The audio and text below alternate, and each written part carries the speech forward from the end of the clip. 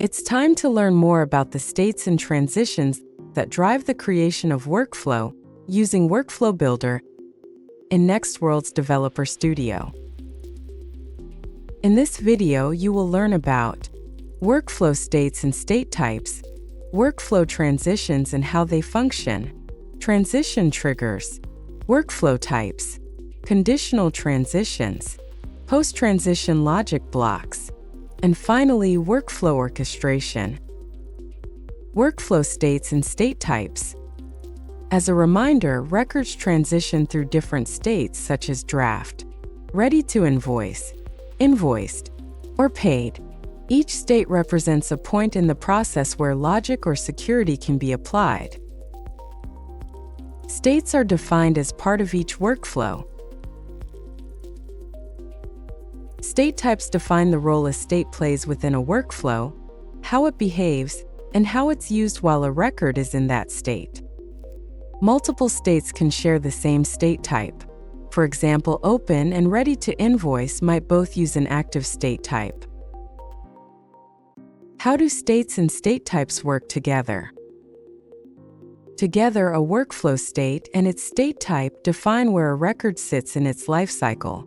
Users see the workflow state, which reflects the record's current status, such as new, open, ready to invoice, invoiced, pending approval, ready to post, and posted. State types, on the other hand, are used to control processing and logic. While state types can be customized, Nextworld provides a standard set, including initial, pending, active, inactive, closed, canceled, and exit subflow. Developers can use these state types to group records and apply logic selectively. For example, they can run processing only on records in an active state type.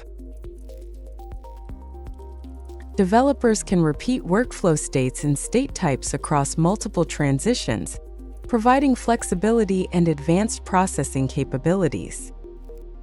By clearly defining state types, workflows enforce consistency and make even complex processes predictable and scalable. Workflow transitions. A workflow transition moves a record from one state and state type combination to the next state and state type. It controls when a state change happens, who can initiate it, and what rules or actions must occur before, during, or after the change. Transitions ensure records move forward in a controlled, predictable way. What components make up a transition and dictate how it functions? 1. Every transition begins and ends at a specific state and state type. For example, you might go from a state of new with a state type of initial to a state of open with a state type of active. 2. A triggering action occurs and initiates the transition. This happens when a user clicks a button or the system runs automated logic. 3. The workflow checks that required conditions have been completed, such as approvals granted, conditional logic blocks executed successfully, and required fields complete. 4. The system confirms that the current user is allowed to perform any action from the current state. 5. If all rules are satisfied, the record moves to the next state and state type. 6. The transition can trigger additional behavior like queuing another transition, running a logic block, or submitting an approval. Transition triggers. A transition trigger prompts a record to make a transition from one state and state type to another. The trigger can be activated automatically or manually by a user. Triggers ensure that records move forward at the right time, in the right way, and under the right conditions. For example, a user clicks Submit, the manual trigger, and the form moves to the next state and state type. What is the trigger for this transition? Auto transitions occur automatically whenever they apply. No user action is required. Manual transitions are initiated by user action, such as clicking a button. A logic block controlled transition or queued transition is triggered by logic running in the background rather than by a user action. The system waits for logic to finish processing, then cues the appropriate workflow transition based on the outcome. Here's how a logic block-controlled transition works. The record enters a state where background processing is required. Logic runs, often after a save or system action. As a result, the workflow automatically moves the record to the next appropriate state and state type. In short, the logic decides what happens next. Workflow types. Workflow types enable you to create a workflow with multiple paths that each have unique requirements. When logic kicks off a workflow transition, the system looks for a workflow type definition on any relevant transitions and determines the correct transition based on that. Different workflow types in the same workflow will follow different paths.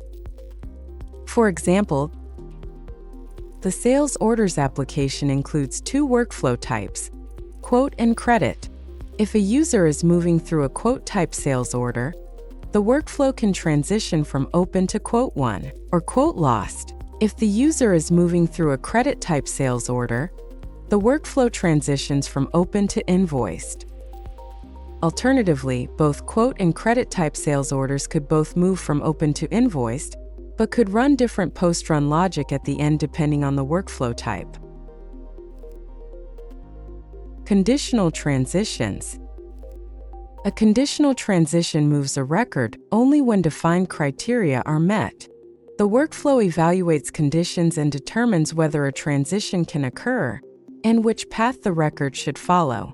In this example, the expense report moves forward for automatic approval if it is less than $5,000. Since it is more than $5,000, it is routed down a different path requiring VP approval. How does a conditional transition work?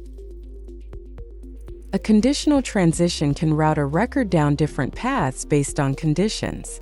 This routing may be driven by logic blocks, decisions with two or more possible outcomes, or approval results, such as approved or rejected, that determine where the record moves next. Post-transition logic blocks. Post-transition logic blocks are actions that run at the end of a workflow transition. They handle follow-up work without blocking the transition. They can trigger record updates and background processing.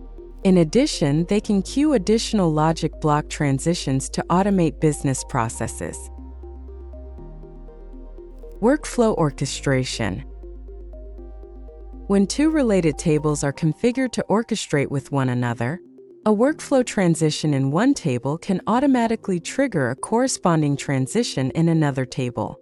For example, if a sales order moves from new initial to open active, an orchestrated shipment record can automatically move to its corresponding state and state type. Orchestrations can be set up between tables to ensure related records stay aligned, enforce business rules across applications, and prevent records from getting out of sync. In this video, you learned about workflow states and state types, workflow transitions and how they function, transition triggers, workflow types, conditional transitions, post-transition logic blocks, and finally, workflow orchestration. Now that you've learned about states and transitions, it's time to dive into creating a basic workflow.